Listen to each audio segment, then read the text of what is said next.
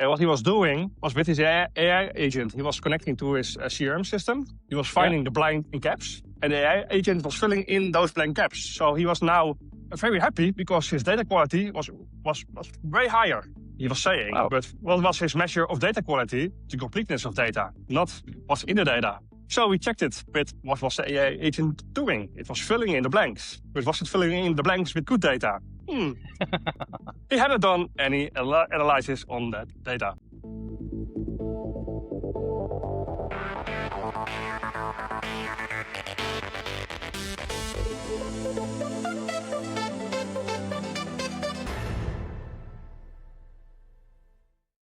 Welcome to The Ordinary. My name is Odd Morten Sørensen, and today we are going to talk about why marketing operations has to lead the AI era.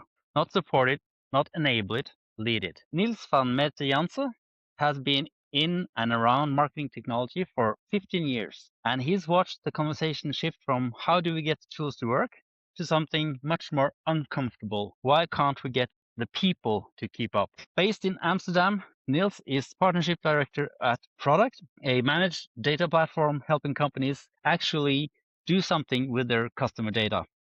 He's also a long-time blogger at Frank Watching and a jury member at the EMA's Awards, the Dutch email marketing industry's most prestigious recognition, and also a former council member at DDMA, the Dutch Data-Driven Marketing Association. Welcome to the podcast, Niels. Thanks. It's really nice to have you here. I remember we met in Amsterdam it was June 2024.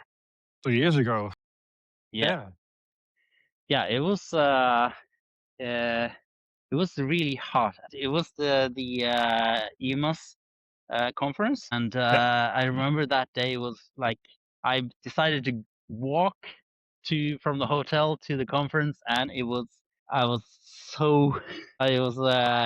I regretted it like 2 minutes in, but it was too late to try and get a hold of a cab But anyway, Niels, you have spent your career at the intersection of email, MarTech, and data strategy, working with organizations trying to bridge the gap between what their tech can do and what their teams actually do with it.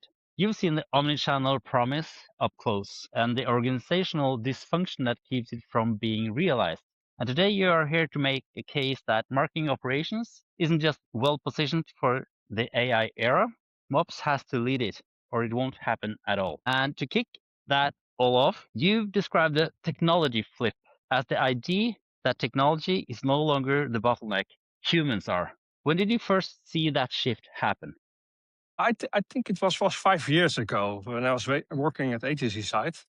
We always wanted to do many things. We had always big ideas, and always were aiming for shiny use cases. But most of the time, the idea was great, the promised result was great, but we couldn't execute. So most of the times it was about missing data, and when we get data, we can get it for a pilot phase, but not structurally every day. And when the data was available, it was most of the time the technology. We wanted to do some real-time things, and we weren't able, or we were able, but it was way too pricey. And especially 5 years ago, if you want to do many real-time things, it cost you very much, especially at some mid-market organizations and smaller organizations. And that was a great problem always, or it was at agency it's very, very easy. You always had new ideas, and you always know most of the ideas were possible, so you had a roadmap for the coming years. And that started to change 5 years ago, because there was a lot of changes. Marketing technology was evolving, data capabilities were evolving, marketing were evolving, and more capabilities came available. And then we saw the roadmap we normally had at a new customer for the first 2-3 years. We were done with it in the first 6 months. And we had to think about new use cases, about new capabilities. And that's when it hit me. There are a lot of interesting use cases, but the marketers and the clients weren't following them. They were becoming way too complex. The combination of channels, the combination of technologies that are available, they couldn't comprehend it. And nowadays we see it almost every time. Every organization who said they aren't working in silos, most of the time the silos are mainly bigger than ever, because it's great to work within your silo, but to stand above that, so you have a real omni-channel customer experience, you have to have much more knowledge than in the past. You have to know about almost every channel. You have to know about many things. And the shift I now see is marketers spent the last couple of years trying to learn way too complex things. They're trying to query, to learn SQL, to learn the data capabilities, instead of being what's most of them the most important part, imagining use cases, thinking about the possibilities you can do. And I think that we're losing that at the moment. And we're now in a technology flip phase. Technology can do everything. Data is available more than often in more places. But how are we going to use it? And that's currently one of the biggest bottlenecks, I think, in many organizations, especially at mid-market, smaller organizations who couldn't invest in data teams. We couldn't invest in bigger teams. And that's, I think, one of the gaps we now see growing. That enterprise organization can go way faster than mid-market organizations. And I think AI can be a game changer for that, because for AI, I think mid-market organizations, if they do it right, are way more capable to accelerate their growth. But would you say it's a leadership problem, a culture problem, or a process problem when the organization structure can't keep up with its stack? I think it's a combination, because if you look at the leadership perspective, it's mostly a target problem. So many personal targets are still within the silo. So how can you motivate someone to think bigger, to think outside of the box, if the personal target is sometimes still email reach or database size? Especially a mid-market organization, that is still the main personal goal, to grow your database, instead of how I'm going to use it, how I'm going to activate it, or how I'm going to use that capability I have for other business goals. So it's a technology or a leadership problem. And if you look at the organizational side and more within the teams, it's knowledge. Many organizations want to get all the knowledge inside the organization. They trust less and less the input of agencies. They want to build all capabilities and all knowledge by themselves. But the changes are way too fast to follow it all by yourself, especially with a smaller team. You can't keep up with all the challenges we have, or possibilities we now have in this market. And I think organizations should look more broader within the market, to get external knowledge for them and for the changes, especially for the new things, and especially for the change management part of it. Because the current people aren't always the best to drive change within an organization, especially not in this challenging market. Yeah, but have you seen companies successfully reverse this? And like, if you have, what did they do differently? We have, especially now I look at mid-market, because mid-market organizations are our main target group. So they have most of the knowledge, and there I'm very interested in, because I think there are the possibilities coming. There are organizations who are getting a new type of marketer, not focused on the channel, but focused on the customer experience across the channels, to get the targets across the organization, not in the silo, not on the channel, not on one part, but take it at a bigger perspective, instead of hiring very much specialists. Because a specialist, especially at a mid-market organization, is going to be bored. We've seen it with many data teams.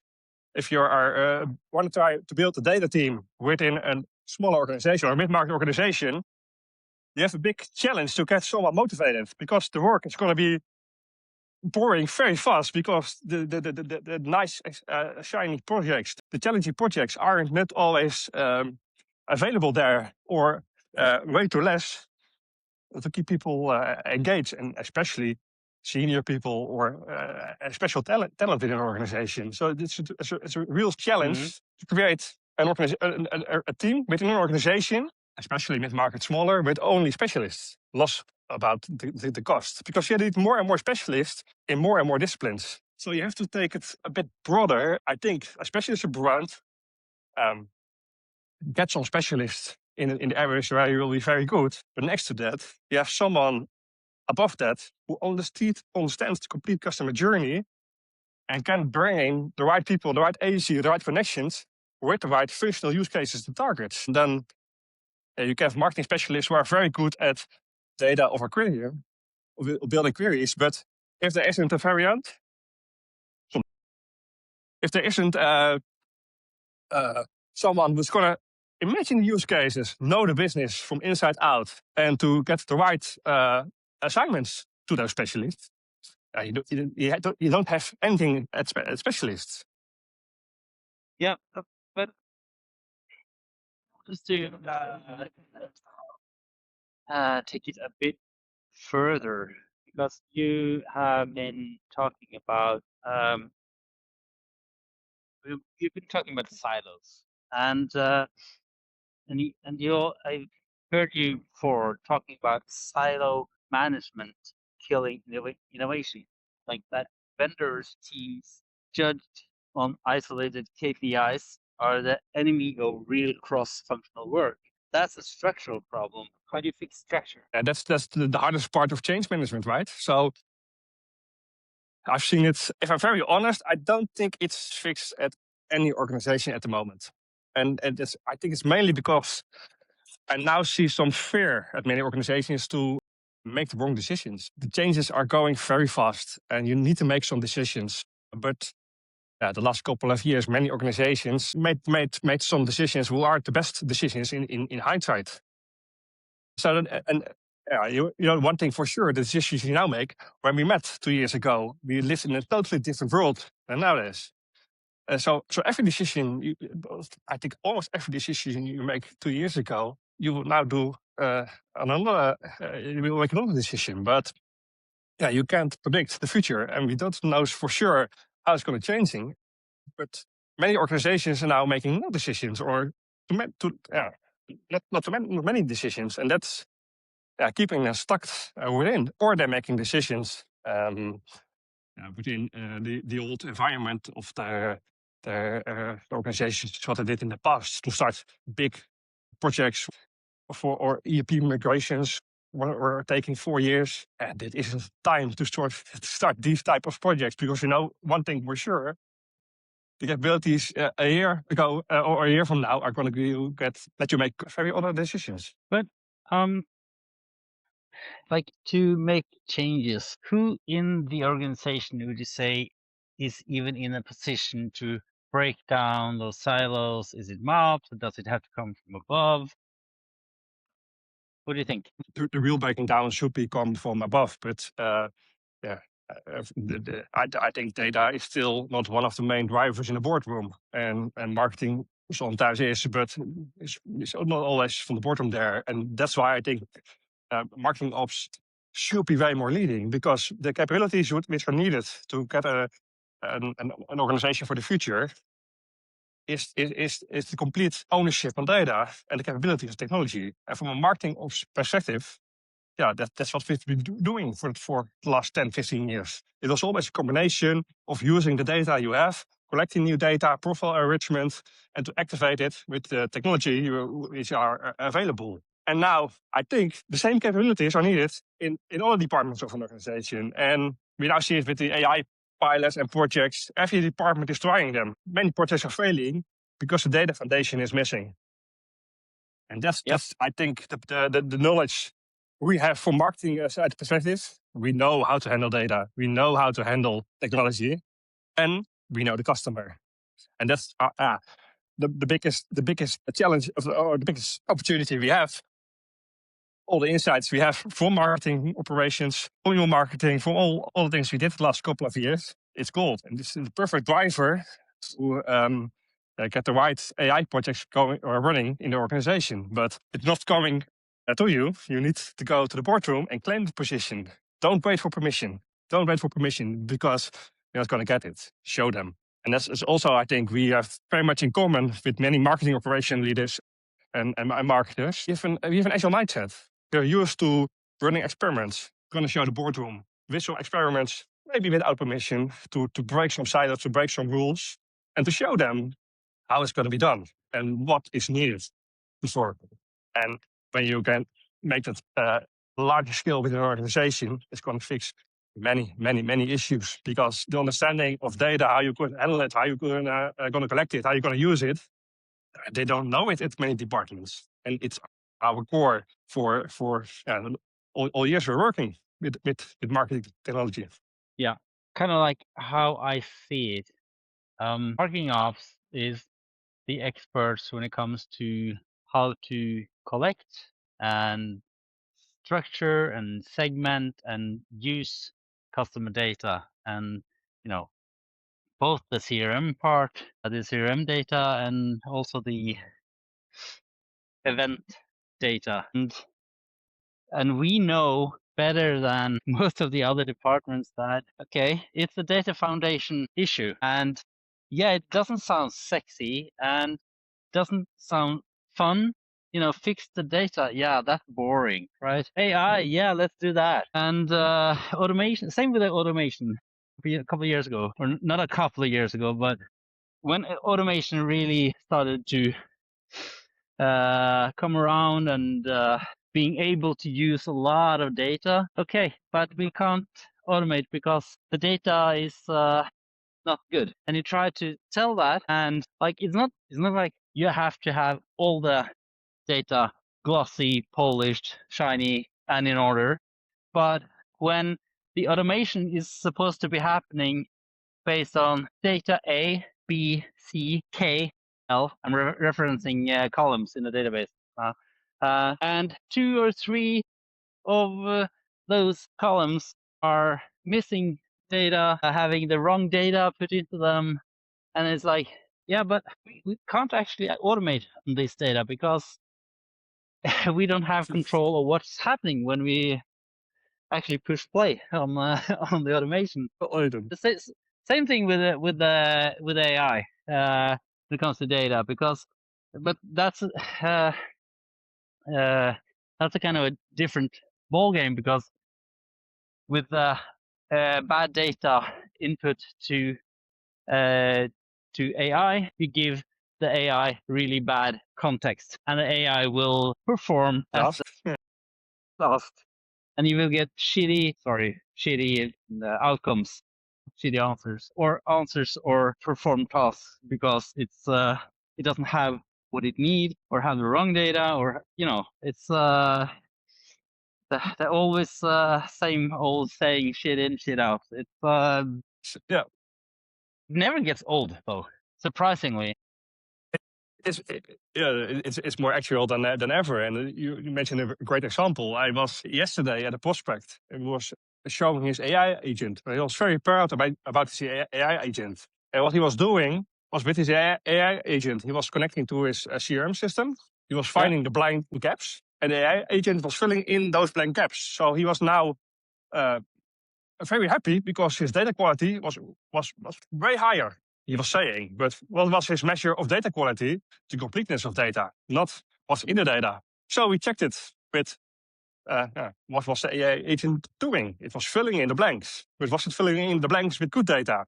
He hadn't done any analysis on that data. And yeah, it's not one. It's not many departments, and especially mid-market, smaller organizations. They're hoping AI is going to help them with everything, and it's going to help them. But you have to do it in the right way, in the right terms, on the right conditions, and that's going to be the challenge. How do you have a conversation with a CMO or CFO about KPIs that are actually hurting the business?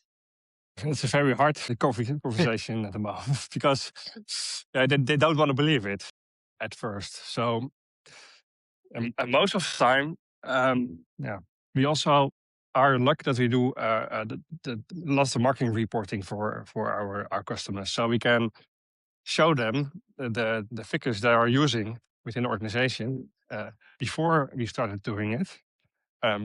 Were never analyzed, and most of the time, they don't even know how they are calculated. So most of the time they aren't even right. So they had personal targets, on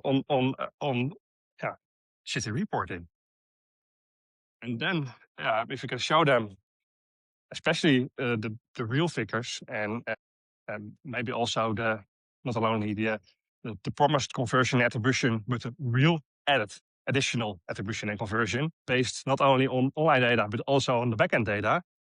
You can show the gaps, and then you can convince them to take a complete relook at the organization and all strategic measures. And most of the time, you see or you can find some KPIs who are conflicting between departments. That's one of the easy parts. It's a puzzle and struggle to find them. But if you can find conflicting KPIs, it's a very interesting talk with the CMO, especially if you can help the teams to change that. Yeah. Have you seen companies try to fix conflicting KPIs and fail? And what went wrong if that happened? When you take measures to it and you try to change things, of course you can make a wrong estimation or a wrong calculation, but you can defend it inside the organization to show them that you're going to change, that you're really working, that there's progress. And if you make a wrong assumption and create a wrong KPI, you can also show them that they are able to change it again. And that's what we see most of the times when things weren't going as planned. You see there was also a mindset of change, and that organization was forward and looking to find the new right value drivers and the right KPIs for those value drivers team. Instead of keeping the old KPIs who are maybe fixed, in the end still didn't stimulate change, stimulate innovation, but maybe are a break for innovation. And to create an experimental mindset within an organization, and also show them it's possible to change the way how value drivers are measured. It's a bigger progress than again, don't make any decision or being afraid to make a decision. So I was excited because I I tried to go down this steep hill here, and just because I wanted to show you some. I've never been here before, actually. So if you take a look at the view, yeah, it's pretty nice. So this Really is nice. this is the Trondheim fjord. Technically, it's the lowland fjord because we don't have the high mountains, but it's also I think a bit wide to be a fjord technically, but we call it a fjord, and so yeah. I would like to go to something something successful rather than we have been talking a lot about stuff that don't work, and so let's if people are like this is so depressing because There's it's hope. There's real. hope. It's depressing because it's real, right? But what does a well-aligned incentive structure look like in marketing, in a marketing org that's actually working? It's a tough question, I know. Yeah, it's tough, but the biggest, I think the biggest driver you need is progress and change, and dare to do some things differently, and break out. It's break out of the silos. It's you don't want to say it often, but I think it's very true nowadays, especially at those mid-market organization or ambitious organizations. We're going to try to do things differently, and get some marketers who really understand your business, who really know what's happening, and can look at the customer journey across the channels, across the messages, across the communications, and manage it from there instead of we're thinking only within campaigns, within the projects with a beginning and an end. The projects don't have a beginning and end anymore, and they're going to change way faster than ever. So create an organization who's going to adapt to that change. And and anti-fragile is one of the terms for that. But you don't have to be a very big organization or very complex organization. Just prepare for change, because that's the world we're living now in nowadays. Everything is changing, and everything is changing very faster. So prepare for an environment where change is possible, and it's one of the trends in your marketing stack. Composability is all about change, but also in your KPIs and in your team and in your functional use cases and messaging. Prepare for change. And I think that's making a big difference in the future. Yeah. So if I understand you correctly, to have like a good incentive structure would actually mean to incentivize the coworkers, the people at a company, to actually find new ways, stay on top of the changes that are happening with the tech and everything, and try and see always kind of how can we do this better or smarter. Because then you have like as I understood you, a incentive structure that is not locked down in old KPIs. I think the incentive structure should be way more focused on the business goals, and especially if you look at attribution and that types of measurements, everybody's now fighting for the same attribution, but in the end, there's no additional conversions. So in reality, there is no real additional conversion boosts. So take a look at way more at top level business goals and make people responsible of a part in that, and take a look at what drivers are there for that specific business goal, instead of people competing and claiming the same conversions every time and not creating additional conversions. And that's happening now most of the time in many organizations. It's more about claiming instead, or creating new ones, or trying to experiment on something, because to get an internal focus and claim, be better in claiming attribution, you're going to get your target. But in the end, it isn't helping the business. So last topic of today, the MOPS mandate. So you're arguing that MOPS is uniquely positioned to move AI from fun pilot to scalable foundation. Why MOPS specifically, and what does that actually require MOPS professionals to change about how they see their role? I always firmly believe in heritage and where you're coming from, and especially also for MOPS people, that their foundation is within the combination of data, context, and messaging. And in the end, that's where AI is driving a combination of those three pillars. And nowadays, most of the AI is running on a local machine, on an external machine, on separate data with other definitions, with other results. And to get an environment, and if it's all in the environment, is asking knowledge about those types of connections, data, context, content, messaging. And I think it's a sweet spot for marketing operations, because they are already the most advanced department of those capabilities, and are the only one who also understand the need in other departments those types of data. Especially data, if you look at data teams, they know their stuff about data. But if you're going to ask them about Google data, about web data,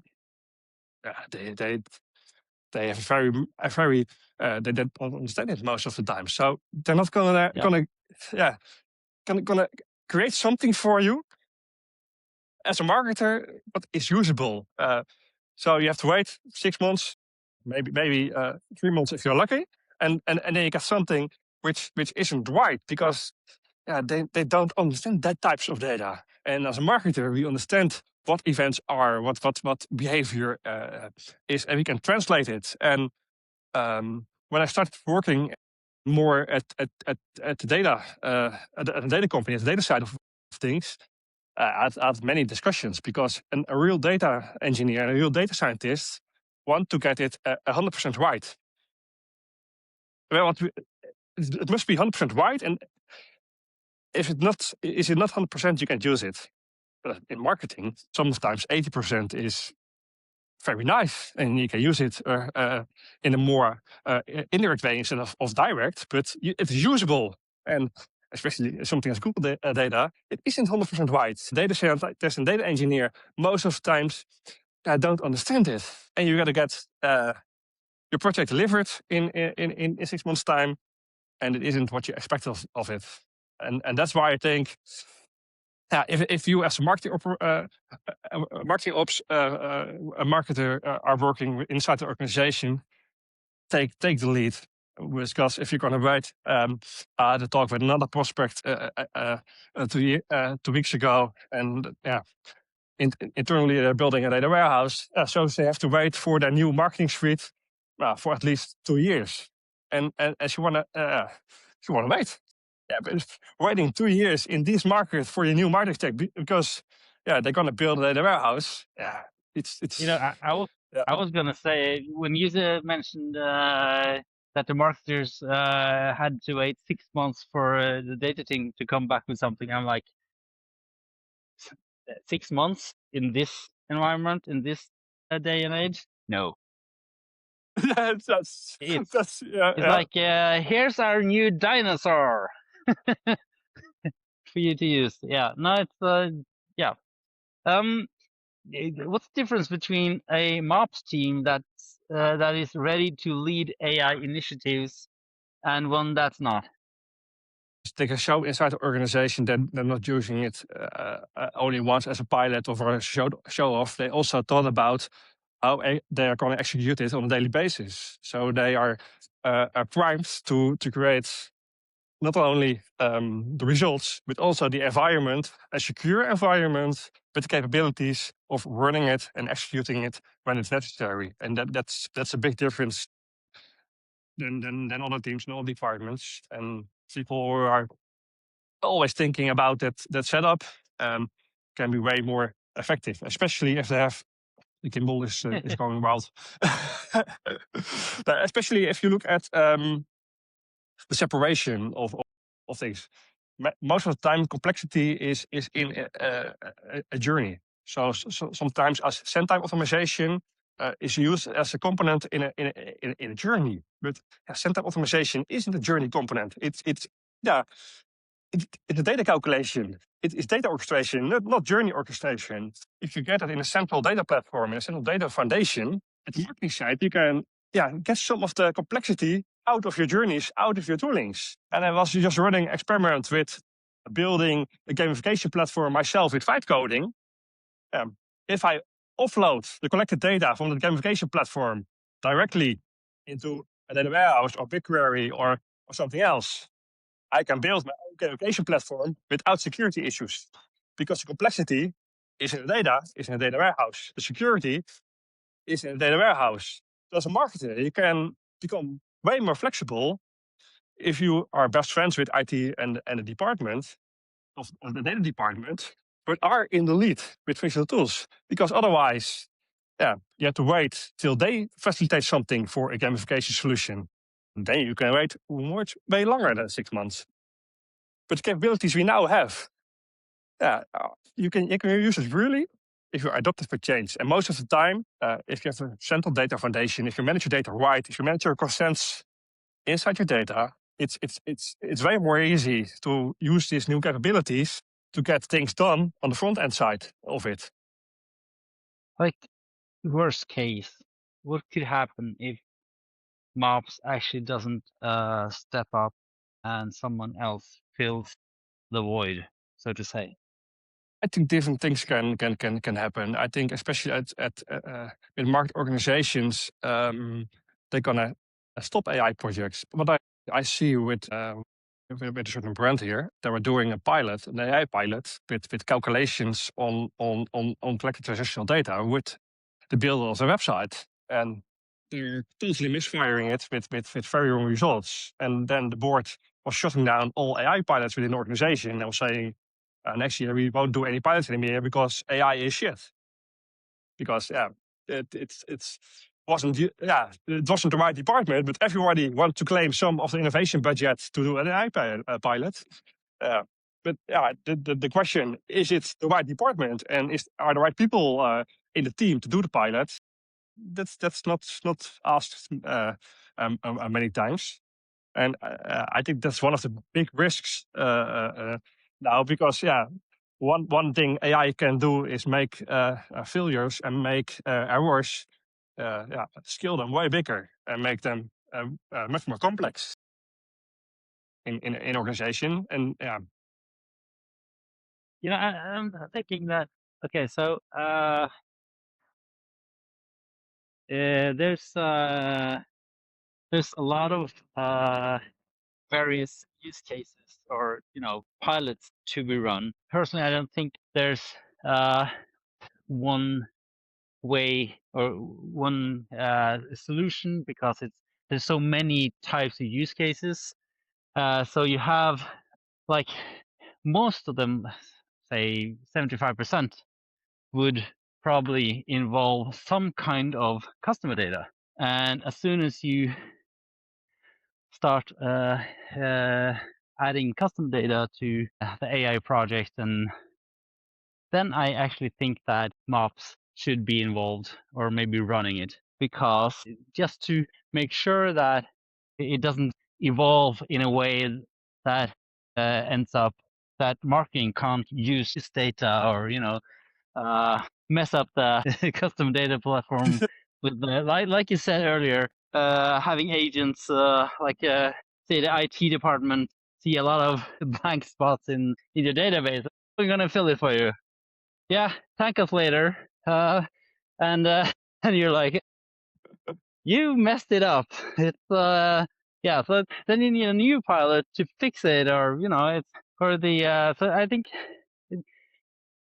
in most cases, I would say that, or at least all the cases that involve customer data, should it be CRM data or event data, or that's not all that is customer data in my view. And I think that then you have these other more specific use cases. Like, I worked in a bank some years back, where they had like this they programmed some robots to assess the applicants coming. They want a mortgage for the house, and and kind of to have robots to check and determine if this was a valid application or not. And for those use cases, today you would probably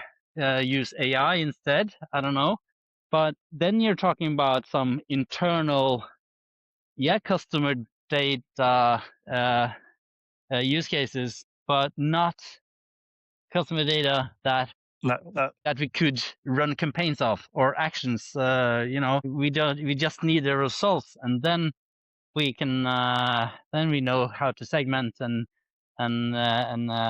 what we should communicate. And so those projects most probably shouldn't be run by MOPS, but have MOPS as a kind of a project participant, I think. I think it's a great example what you said. The first one about the customer data, and when customer data is involved, MOps should be involved. But in many organizations, I don't think all departments are aware or are aware enough that marketing is the owner of customer data and is having the best customer data and has the most knowledge about customer data. So that's why MOps should be way more take the lead in it and show internally they are the owner of customer data. They know the customer best. Share some insights, share some knowledge, show the organization what you know about this customer, because other departments can understand it. Even some online departments, they only think in web data. Data is web data, and customer data is still something different, especially when it's clustered and cleaned and gets a big overview of who the customer really is. It's way more valuable, and there's way more than many departments in an organization are aware of. I think as a marketing ops person, lead inside organizations and show them what you know, show them your quality about the customer, what you have, and it's the perfect start to get not only an AI model trained on something, but also to get valuable insights to use it, because you already have historical data, you already have behavior, you already know where they clicked on in the past. And all those types of historical information can be used. And in many AI pilots, they start again. They say, we're going to start now, and we're going to collect some information. But we, as marketing operations, already have those insights from many years. Before we wrap up, Niels, if someone watching this would like to try and do one thing differently tomorrow morning, what should that be? I think build for change. So the next thing you're going to touch, the next decision you're going to make, build it in mind with changes, so you can be more flexible. And when it's needed in your organization, when you see a chance, you can take the lead, and you're prepared to get involved and get your stack involved, get your data involved, because you've prepared for it. Brilliant. I really love that. So we're actually back at where at least I started today. Yeah. So Niels, where can people find you? Oh, you can find me on LinkedIn if you know can remember and get my name right. But I will think you will get a link, or I will tag myself behind one of the videos of the post. I can leave a link to LinkedIn in the description. Do you have a website? No, only LinkedIn. Niels van Meerte Janse. Yes. Got it right? Yeah. Thanks for being on The Ordinary. Hope to see you again soon in real life. This is The Ordinary. I'm Odd Morten, and catch you in the next one.